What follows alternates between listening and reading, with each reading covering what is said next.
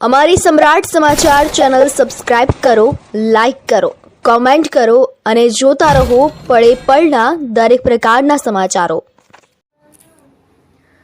કમોસમી વરસાદને લઈને ખેતરોમાં નદીઓ જેવો માહોલ જોવા મળી રહ્યો છે।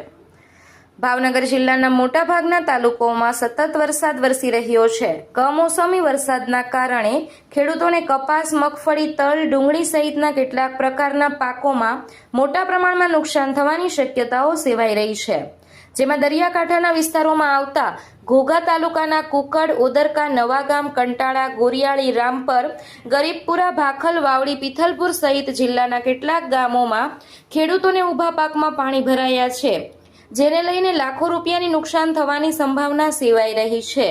કમોસમી વરસાદને લઈને ખેડૂતો પર સંકટના વાદળો ઘેરાયા છે।